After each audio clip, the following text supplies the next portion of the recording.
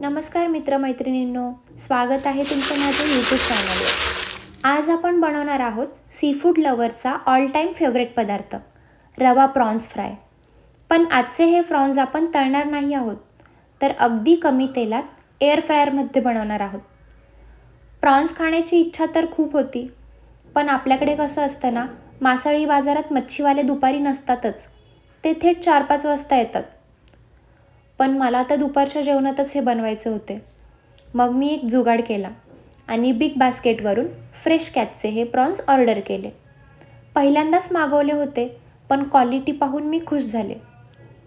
एका पॅकेटमध्ये मला साधारण 44 पीसेस मिळाले आणि ते अगदी फ्रेश होते.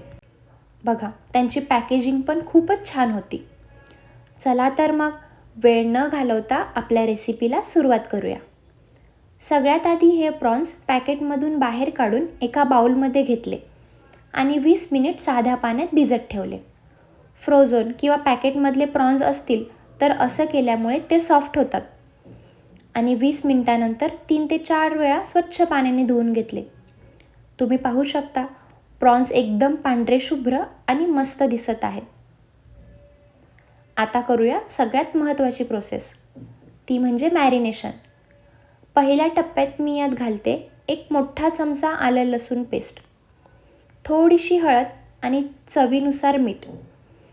हे व्यवस्थित लावून 10-15 मिनिटे असंच ठेवून द्यायचं, जेणेकरून प्रॉन्सचा एक जो विशिष्ट वास असतो तो निघून जाईल. बघा, अशा प्रकारे व्यवस्थित त्याला मिक्स करून घ्यायचं आहे. आता यात टाकूया खरा तडका. मी यात वापरते थोडं लाल तिखट आणि कोल्हापुरी फिश फ्राय मसाला. कोल्हापुरी मसाल्यामुळे याला जो खमंगपणा येतो ना, तो साध्या मसाल्याने येत नाही. हे सगळं मिश्रण छान एकजीव करून घ्यायचं, जेणेकरून प्रत्येक प्रॉन्सला मसाला व्यवस्थित कोट होईल. बघा, अशा प्रकारे मी व्यवस्थित हे मिश्रण करून घेतलं आणि 10-15 मिनटं पुन्हा मॅरिनेशन करायला ठेवलं. तर आपले प्रॉन्स मॅरिनेट होत आहेत, तोपर्यंत आपण वरचं कोटिंग तयार करूया. एका प्लेटमध्ये मी 2 मोठे चमचे रवा घेतला आहे.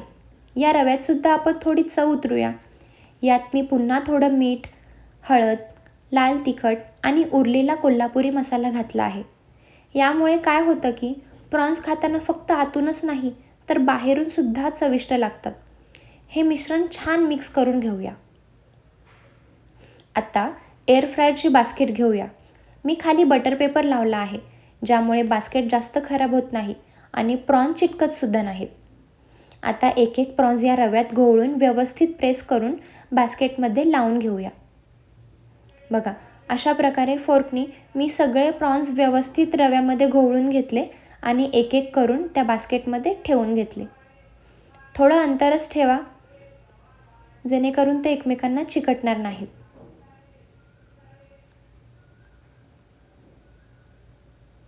सगळे प्रॉन्स लावून झाले की त्यावर हलकंसं ऑइल स्प्रे करायचं. यामुळे रवा छान भाजला जातो आणि त्याला तळल्यासारखा गोल्डन रंग येतो. एअर फ्रायरची सेटिंगसुद्धा सांगणारच आहे.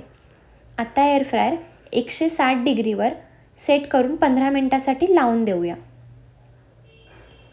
आता वाट बघूया 15 मिनिटाची. तोपर्यंत तुम्ही चॅनलला सबस्क्राईब केलं नसेल तर नक्की सबस्क्राईब करा. रोज असेच नवीन व्हिडिओ तुम्हाला बघायला मिळतील. 15 मिनिट झाले आहेत आणि तुम्ही पाहू शकता, वा, काय मस्त रंग आला आहे. अजिबात वाटत नाही आहे की हे आपण डीप फ्राय केलेले नाहीत. बाहेरून एकदम क्रिस्पी आणि आतून एकदम ज्युसी असे हे कोल्हापुरी रवा प्रॉन्स फ्राय तयार आहेत. तुम्ही हे स्टार्टर म्हणून किंवा डाळ भातासोबत तोंडी लावायला खाऊ शकता. तर नक्की ट्राय करा ही रेसिपी आणि कशी वाटली ते मला कमेंटमध्ये सांगायला विसरू नका. व्हिडिओ आवडला असेल तर लाईक आणि सबस्क्राईब करायला विसरू नका. पुन्हा भेटू.